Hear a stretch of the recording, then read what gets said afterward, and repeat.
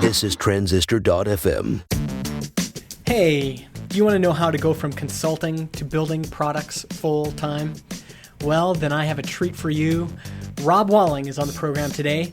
He's behind products like HitTail and really helps start a movement of micropreneurs, solo founders who launch their own products. This is part one of our conversation where you'll hear his story, so stay tuned.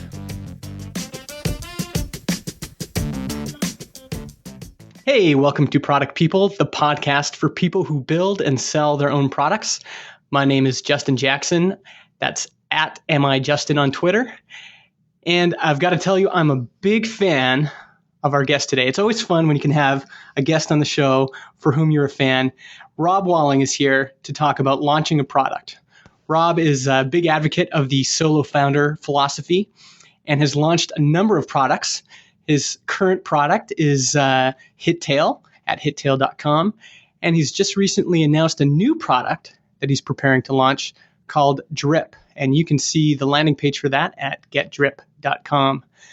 On top of all that, he blogs at softwarebyrob.com and podcasts at startupsfortherestofus.com. Welcome to the show, Rob.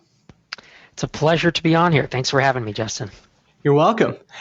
Now, I wanted to start with your history because you have, it seems, I don't think I even listed a third of what you actually have in terms of total products.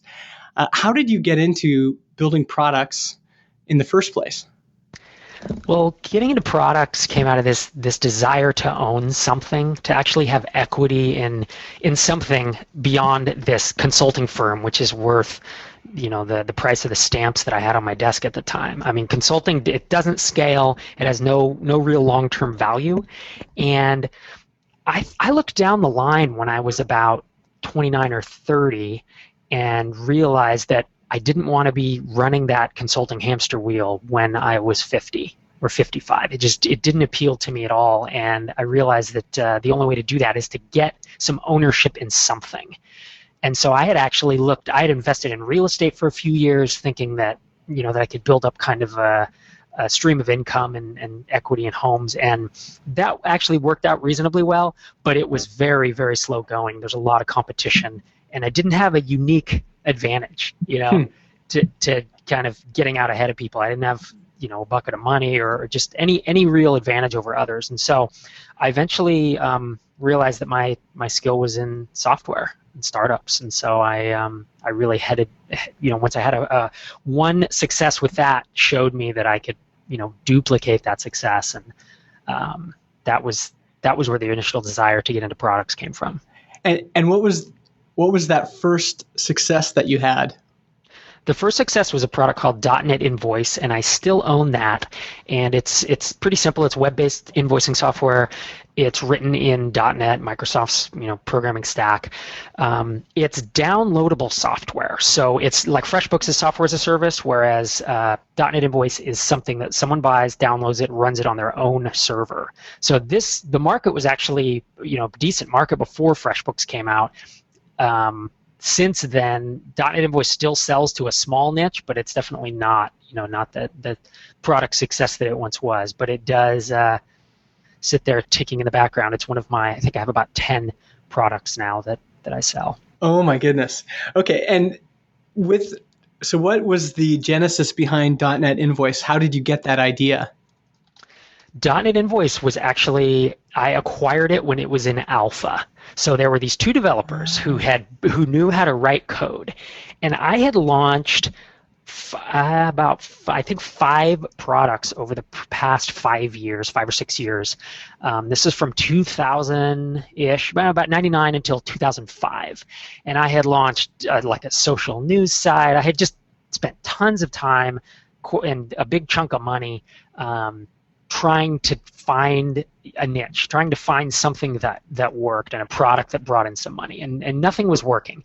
And so I was on some forums, and it's SitePoint, and these guys had posted that they had a code base and they had a few customers, but they didn't know how to market it, and they were looking for a partner. So I got in touch and I let them know I wasn't interested in partnering, but I would consider buying the whole code base. And as it turns out, I did buy it, and the code was not in great shape. It had it had like showstopper bugs and all kinds of stuff. But I took it from there and basically brought it through to beta, brought it through to launch, and then built it up from there using the marketing approaches that I still use today. Interesting. Now, can you tell me how much did you pay for that code base? I paid $11,000. Okay. In retrospect, does that seem like a good deal or a bad deal? I overpaid for it a little bit. I mean, it seems like a good deal because if I hadn't done that, I don't know that I would be where I am now. But on its own, it was not a great purchase price. I probably should have paid closer to about $5,000 or $6,000. But there were a couple things. There was some discrepancy in the revenue, and the previous month it had sold several $100s worth, and I didn't really know how products were valued. And now I would certainly have made a lower offer. But at the time, I looked at the product, and it was probably 300 to 400 hours worth of work, and I was billing over $100 an hour. So in my head, I was like, man, this thing's worth 30, 40 grand at least. It's a deal to get it at that price. But that's not the right way to look at it at all. Yeah. The right way to look at it is how big of a market does it have, and how does it have recurring traffic, and do they already have happy customers, that kind of stuff. Yeah, and did you, when you were initially valuing that product, were you thinking this is going to be worth something because you saw that there was a clear market and a clear, product market fit, or were you just looking at the code and the work that had been done and thought, there's a lot of value just in the code. That's what I'm buying. I liked it because it did have a market. It had a clear market. The whole concept of product market fit didn't exist back then. It was 2005. But I did know that they had basically pre-sold a bunch of customers, and these customers were kind of clamoring for it and were really, interested in it. And they had sold, I think, like $800 the previous month, and they kind of represented that was what it sold every month, but that that wasn't the case. It had really been like a pre-launch sale that had brought in that much revenue. And that's a rookie mistake I had made, not really taking the time to verify it before then. But I saw some value in the code, but to be honest, I really did see more value in it. And today when I make an acquisition, the code is actually way, way less valuable than whether or not the product is actually making money, whether it has, like you said, problem solution fit, product market fit. Those things are by far more important in my book today. Interesting. So if you were going to start over, you would be thinking about marketing before you were thinking about code. That's correct. Yeah, because having a big chunk of code that does something doesn't really help you unless it does something that solves people's problems. And not only that, because building something people want is not enough. You have to build something people want and be able to market it at a cost less than what you get back from that customer during their lifetime. And those are the two key things that you're looking for. Solve a problem, be able to get it in your customer's hands for less than they will pay you back during their lifetime. Interesting. And why do you think that we get that wrong so often? Why do we start with, so for a developer, a developer might be thinking, I'm going to start with code. A designer might think, I'm going to start with a logo. And a business person might think, well, I'm going to start with a great idea. Why, if the true value of a product is in, will people pay for it, and can I make enough money off of it to pay for all the marketing expenses? Why do we often get that wrong? I think because we're builders. Like most of the entrepreneurs, whether they are developers, designers, or business folks, as you said, they're creators. And we want to create things, and that's the really exciting part, is the creation. And so if you come up with an idea, you naturally tend to love your own ideas, and you think they're genius, and you just want to get to the fun part, which is creating the logo, writing the code, or fleshing out the idea as the business person would do. Mm-hmm. Yeah. So let's go back to your story. After DotNetInvoice, what was your next big product where you had some success? After DotNetInvoice, I realized that I didn't have to build everything myself. That was the first time I'd really acquired something and had any success. And after spending literally hundreds and hundreds, if not thousands of hours over the previous 5 years launching things, I realized that given that I was making good money as a consultant and I was booked full time, that perhaps I could think about acquiring some products just to cut down on my time to market, right? I didn't want to launch a product every 12 months because that's what I'd been doing, just spending all this nights and weekends coding, and I wanted to shortcut that avenue. So what I did for a couple of years was acquire things, and I acquired code bases and products from people who didn't really know how to market them. And by that time I had just enough success that I was just a little bit dangerous, and I purchased, let's see, the next couple ones that I bought, one was called CMS Themer, cmsthemer.com, that's still around. And it was actually a theming service. It was kind of like productized consulting. So it was, you could come with, this was kind of before a lot of the PSD to HTML services. And so you could come with a PSD file, Photoshop file, and I had some folks on the back end that I outsourced to, and I would just take the PSD and we'd turn it into either a WordPress theme or a Drupal theme or Joomla, and then get it back to them. And the margins were fantastic. And my goal at this point, to be honest, was not to build, this fantastic 100-year company. My goal was to make just enough money that I could stop consulting. That was the goal, because I was working full time during the day. I had a wife and a kid at home and a mortgage, and then I was doing these products on the side, and so that meant 4+ hours a night. That meant weekends, and I just needed to get to the point where I could quit consulting, and I knew that things would open up in terms of time and even revenue, because once I had so much more time to invest in them, I knew I could grow them faster. So that was the goal, and I was buying purely based on where I thought I could get these products to. CMS Themer was one, and that was a stepping stone for me. It was not, and I knew it. I knew I didn't want to have CMS Themer for 10 years because it was still on that border, right, of kind of being a little bit of consulting hamster wheel-ish stuff. You're still doing project management and dealing with clients, but it was a great thing that I owned, I think, for about a year, and it helped me quit the job and then quit the consulting gig. And then once I replaced that income, then I sold CMS Themer, and I did well with that as well, with the sale. Interesting. What you mentioned that you were married and you had a kid and a mortgage. It seems that a lot of the startup talk we hear is about single young white males. There's a lot of talk about maybe folks that are married and have a mortgage and have a family maybe shouldn't get into to building products. What's your take on that?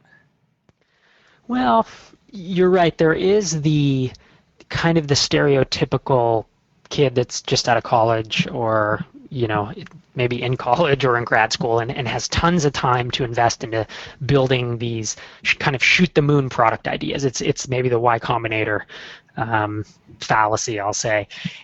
That's not a bad thing. If I was 22 and I wasn't married and I had all the time in the world, I probably would move to the Silicon Valley, try to raise funding, and go for a moonshot. It's like, what do you have to lose at that point? But the thing is, there are so many of us. There's so many of us that are between 27 and 50 years old, who are developers, designers, and business people, and who do have that wife, kid, and mortgage, and still want to be creative and still want to do interesting things and build things that we have ownership of, things that we are proud of, and that's not just what your client tells you to build, and the client then walks away with the ownership.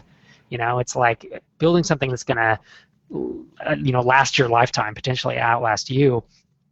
And that group has turned out to be very, very big. And I didn't know that group existed when I really started blogging heavily about that in 2006, 2007. And I was just looking for other people like me who weren't going to move to the Bay Area, who weren't going to raise funding, and who weren't going to kind of forgo the rest of their lives going after this lottery ticket of a startup. And as it turns out, there are a lot of us, and that's why we started the podcast. We have a conference now. I mean, there's thousands. There's probably 4,000 or 5,000 listeners to our podcast, and there's, I don't know, 20-something thousand people subscribe to my blog. So while it's certainly not as large as the kind of go big startup group, there is definitely, this idea definitely resonates with, the idea of starting the startup. It resonates with a lot of people. And what was your strategy? So you acquired DotNetInvoice. You were having some success with that. You were still consulting. How did you talk to your spouse about that? How did you say, I'm going to try this thing, which I'm sure at the time seemed ridiculous, because the way people earn an income is they go to work and they get a salary, or if you're a consultant, there's at least kind of this direct line between the work I do and the income I earn. How did you talk to your wife about that? And what are some strategies you think for families that are thinking about, maybe getting into building products? That's actually a fantastic question, and one I'm not asked enough, to be honest, because your spouse or significant other is going to be critical, absolutely critical to your success. If they don't have buy-in and they're always down talking your idea or the fact that you're working on products, it is going to make it 10 times harder for you to succeed. So I'm glad you asked that.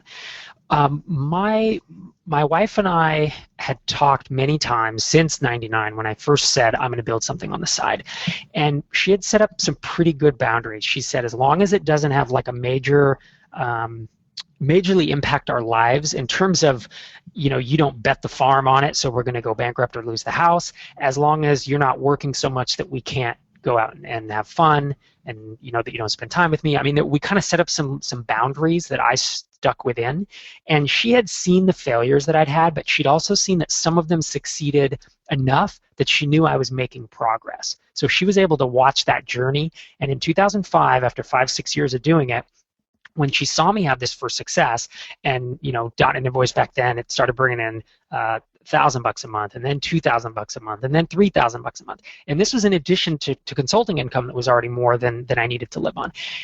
I showed her that and said, look, I finally think I'm figuring this out. I'm going to kind of take a run at this, and I am going to work more. I'm not going to risk everything, but I'm going to put some more time in, because I think if I get what if I get 2 more of these going, like 2 more products going like this? It's not what I make consulting, but I can at least quit consulting for now and then replace the rest of the income later. And she was willing to buy into that, but it was only because I'd had this success, right? If I had talked that pipe dream in '99, it wouldn't have made sense, and it wouldn't have made sense for me to do that. So she was actually a good reality check for me. In the fact that I had to convince a partner, right? I had to convince kind of a co-founder, if you think about it, to buy into my idea. And then moving forward, I had successes pretty consistently after that, and it became an easy choice for her. Mm-hmm. And I'm guessing that maybe in part 2, we'll talk about the strategy for choosing a good idea and a good product. Because I imagine, like you said, between '99 and 2005, you were working away on these ideas, and I think a lot of spouses that are in tech, we're always working on side projects, and sometimes our spouse can get the feeling of this is kind of a nonstop side project parade. When are we going to have something that is actually has some success? So maybe we can talk about some specific tactics in part 2. Sure, sounds good. So CMS Steamer. What was after that? What was kind of the next big thing after that? Around that time, there was no big thing really. It was a collection of small things, and that actually became my approach, was to collect a lot of small products and build a portfolio of them. Someone once used the term, he has his own personal conglomerate, because I just collected these random assortment of apps. And the next one was justbeachtowels.com. It was an e-commerce website that sold beach towels. Okay, how did you get the idea for this? That again, it was up for sale, and it ranked high in Google. It ranked on the first page of Google for a generic keyword, which was beach towels. And I knew that I could get it ranking higher. And at the time, it wasn't selling anything. It just was a splash page or a landing page. And it was a couple pages of HTML, but there was no buy now button. Yeah. So I knew if I got it, I could put a card on it, I could find a drop shipper, and see where it went. And I genuinely didn't know, is this going to do $1,000 a month in beach towels? Is it going to do $20,000 a month? Because no one had any revenue on it. So I paid, but I didn't pay very much. I think I paid $1,000 or something, and it was worth the risk for me to find out. And that was it. And that was a lot of hustle, right? I put in a ton of time, and in the end, it wasn't actually that lucrative. The site peaked when I owned it. It peaked somewhere around I think it was $3,000, $4,000 a month in sales, but it's hard goods, and so the profit margin is small. So I only made, maybe netted, I had a VA who was processing orders. I mean, I had all this stuff going on, but I learned so much. I learned a lot more about SEO. I learned how to have a VA do things, how to automate stuff. That was really the first time I'd done that. I took away all this stuff, even though it only made maybe $500 a month. And again, I used that to leverage. I sold that and used it to leverage into the next products, and which from then on really were software. I decided to stick to digital products after that because the dealing with returns and physical products was not my cup of tea. Yeah, and again, back to maybe your personal and family life. So justbeachtowels.com, that does sound like a lot of additional work. From that point on, did you really start to examine, here's the purchase price, here's what I think I can get out of it, but also here's how much time this is going to take? I did have a better concept moving forward, because that was my third kind of rehab, right? I did DotNetInvoice, CMS Themer, and Just Beach Towels, and I had a much, much better idea of how much time an idea would take from where it was to where I wanted it to be. But by this time, to be honest, I had enough income that I started cutting back on consulting, and I started consulting 4 days a week, and that freed up just enough time that it didn't impinge on my time with my family. And then I think I eventually went back to 3 days a week, and then eventually cut it once I had enough revenue. Yeah. Okay, so let's go on to what was the next thing after Just Beach Towels? There were a couple more in the meantime. I mean, during this time, I realized I was, having some decent success with this, and I had some stuff that I wanted to pass on, information for other developers. And so I blogged more about it. I wound up writing a book on the topic, which I was doing more to communicate, to answer a lot of questions I was getting on the blog, and to communicate this to help other developers.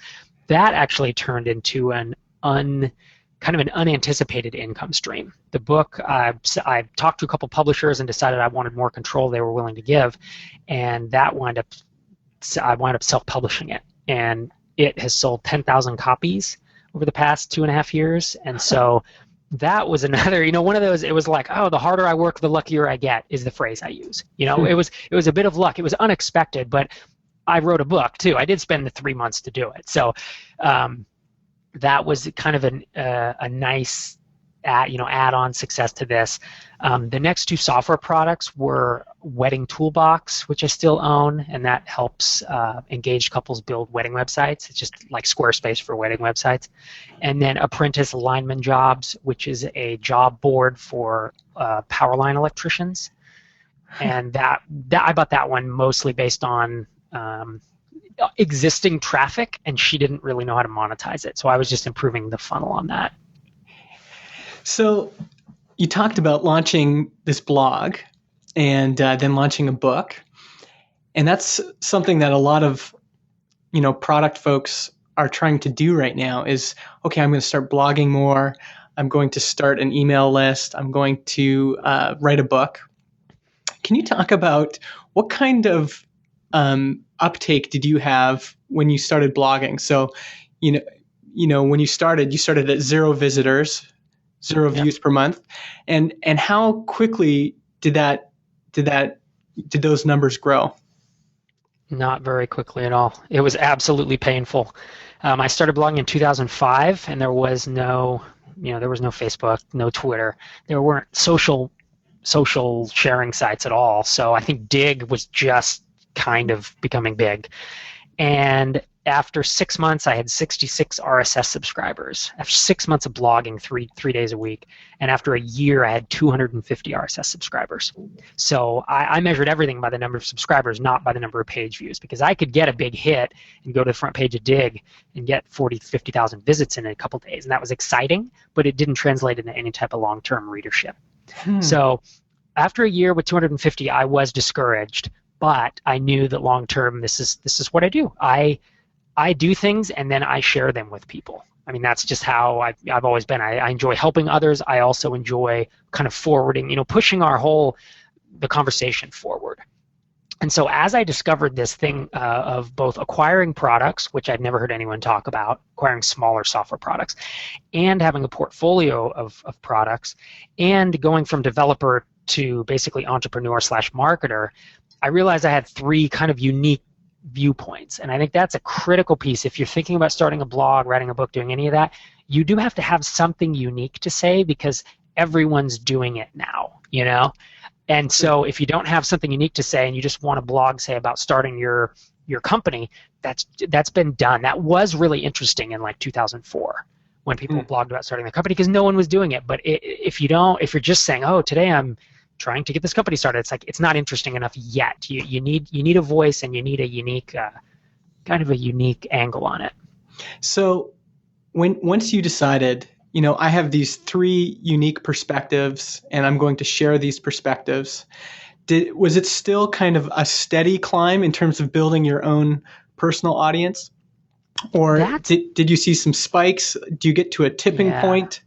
I did get to a tipping point, and to be honest, early on, between 2005 2006, I blogged a little bit about entrepreneurship, but it was more about being a corporate developer and, I don't know, consulting. I mean, it was just kind of, I was trying to find what it is that I really like talking about and what it is people wanted to hear about. And once I did start having those successes as a founder or an entrepreneur, that was my tipping point. And it was in 2007 that things really started ticking up. And I think I started 2007 with about 2,500 RSS subscribers, so it was like 2 years to get there. And then I doubled that, and then I doubled it again in a year. So I doubled it to 5 in about a year, about 9 months, and then I doubled it to 10 over the next year. So you definitely see there was growth. Now, Twitter also came out around then. There were some other things that helped that. But and Hacker News was a big one. Like all my posts started going to Hacker News. So there were other factors that played into that. But to be honest, the entrepreneur community and the founder community is a tight group, and it was just a more focused niche than what I had before, which was, like I said, blogging about consulting and kind of being a corporate developer and just politics and project management and that kind of stuff. It isn't, I don't think, is as interesting to people. And how much did you mentioned real life experience. So once you had some actual product wins under your belt, did you say that contributed to, the number of people that were kind of actively seeking you out and becoming regular readers, et cetera? Oh, absolutely. Because then it wasn't just talking theory at that point. I think my first big post that really went viral and drove a lot of folks to subscribe to the blog was called The Inside Story of a Small Software Acquisition. And this was a couple years after I had purchased .NetInvoice, but I basically detailed that entire process that I've just told you about, was buying it, rehabbing it, all the thought process. I think I even made it a 3-part series. Okay. And that drove a lot. And this was, again, a couple years after it had actually happened, but I finally felt comfortable documenting it and just putting it all out there. This is the first time being pretty open about what I was up to. I'm much more open now just because I'm more comfortable doing so. But that was a big thing because it's a unique story. No one talks about these small software acquisitions. Instantly, I got emails, people asking me to guest post on their blogs. Some fairly successful blogs in the niche were just interested in hearing what was going on, with this guy who no one had ever heard of at the time, and just that I was doing something that was in fact unique. I wasn't just talking about the theory of doing it. I had real numbers and real experience. And maybe in part 2 we can talk about the tactics behind that, because there's this idea, it's the old chicken and egg or horse and cart problem, which is how do you launch a product successfully when you don't have anyone to launch to, and but on the other hand, the launches helps create an audience. So maybe we could talk about that in part two. Let's kind of close off this part with talking about HitTail. How did HitTail come about? And yeah, what's the story behind that? Sure. It was about 18 months, well, maybe about 2 years ago. I realized something about myself, that I enjoy working on things really hard and focusing and building and creating, and then I enjoy stepping away. And so that's why I do have this portfolio of products, is because I don't think I'll ever be the one product guy, that I own this same product and that's my identity for the next 50 years. And so about every 18 months, I'm expecting myself to get restless, and that I need to figure out a way to basically, these days I automate. I either have a bunch of virtual assistants who are able to take care of products, or I now have a product manager who does a lot of work for me. And so I realized this a couple years ago and started looking for my next app. And I was either going to build it from scratch or acquire it. And HitTail is an app that had been around since 2006, and I had been a customer of it since then. And what it does is it looks at your website's existing traffic, and it pulls out the keywords that you have a really good chance of ranking for, that you're not already ranking well for. And so instead of getting 500 keywords in Google Analytics, you get maybe 20 keywords.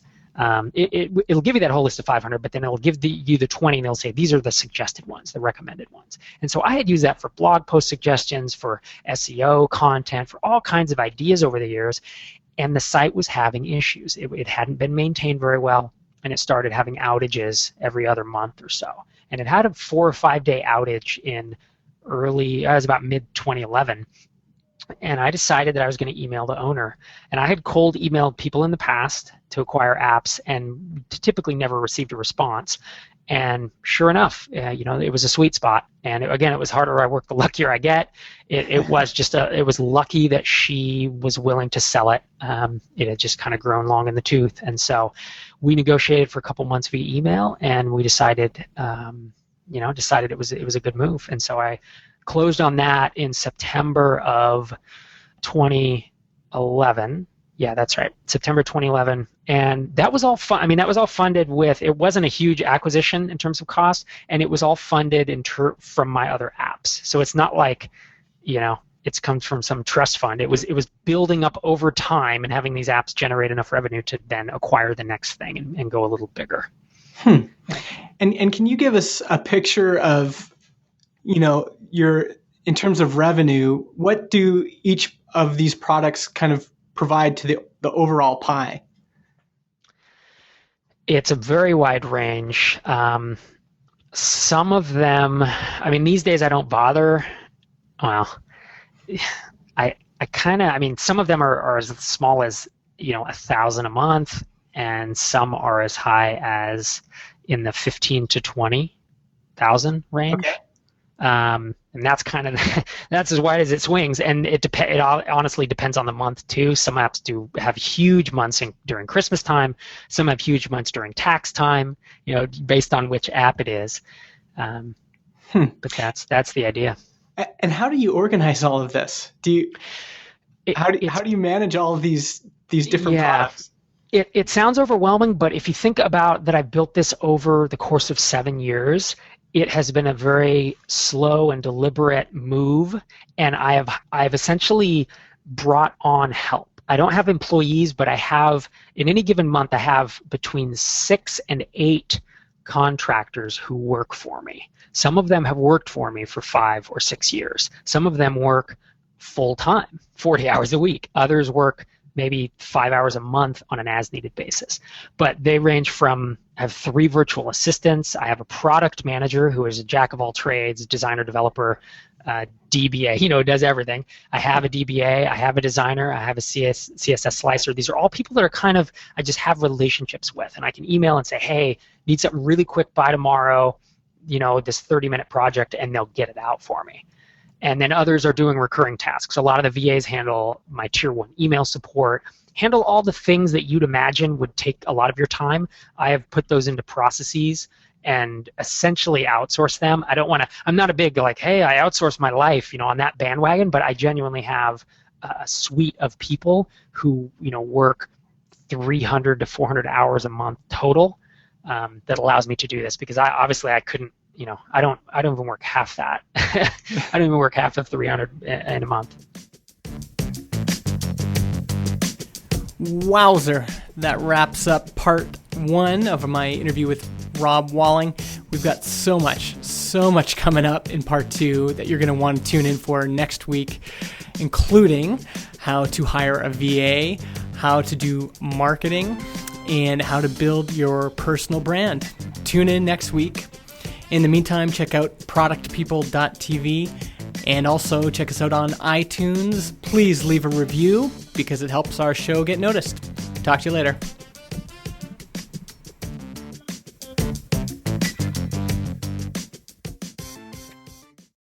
Podcast hosting is provided by Transistor.fm.